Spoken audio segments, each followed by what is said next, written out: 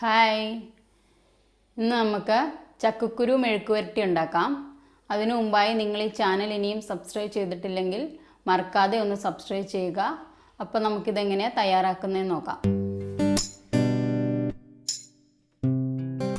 ഞാനിവിടെ ഒരു 1/2 കിലോ ചക്കക്കുരു കഴുകി വൃത്തിയാക്കി നുറുക്കി വെച്ചിട്ടുണ്ട്.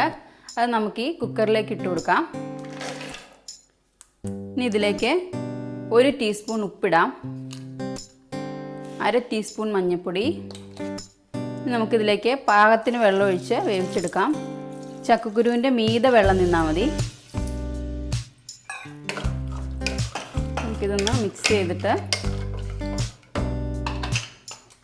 ഇനി ഇത് അടച്ചു വെച്ച് ഒരു 2 വിസിലടിക്കുന്നിടം വരെ നമുക്കിത് വേവിച്ചെടുക്കാം. ഈ ചക്കക്കുരു മെഴുക്കുവരട്ടി തയ്യാറാക്കാൻ വേണ്ടി ഞാനിവിടെ ഒരു 10 കഷ്ണം ചുമന്നുള്ളി തൊലി കളഞ്ഞത്, ഒരു 10 ഉണക്കമുളക്, ഇത് രണ്ടും നമുക്കൊന്ന് ചതച്ചെടുക്കണം. മുളക് നമുക്ക് ഈ ഇടികല്ലിലേക്ക് ഇട്ട് കൊടുക്കാം.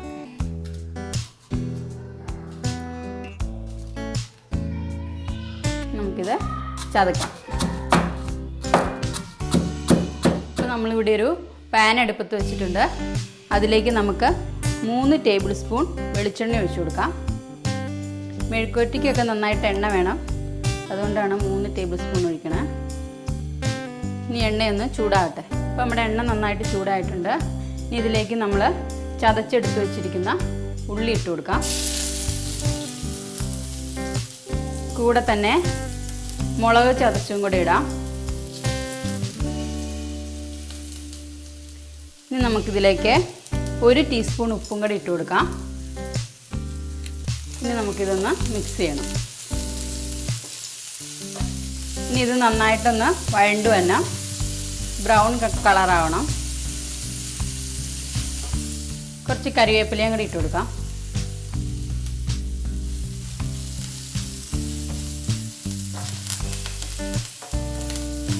ഇനി ഇടയ്ക്കിടയ്ക്ക് ഇളക്കി കൊടുക്കണം. ഇപ്പം ഇത് വഴണ്ട് വന്നിട്ടുണ്ട്. ഇനി നമുക്കിതിലേക്ക് 1 ടീസ്പൂൺ കുരുമുളക് പൊടിയും കൂടി ഇട്ട് കൊടുക്കാം. ഇതൊന്ന് മിക്സ് ചെയ്തിട്ട് നമ്മൾ വേവിച്ച് വെച്ചിരിക്കുന്ന ചക്കക്കുരു നമുക്കിതിലേക്ക് ഇട്ട് കൊടുക്കാം.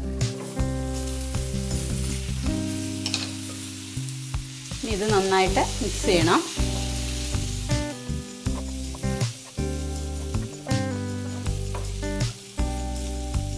നമുക്കിത് 5 മിനിറ്റ് മൂടി വയ്ക്കാം.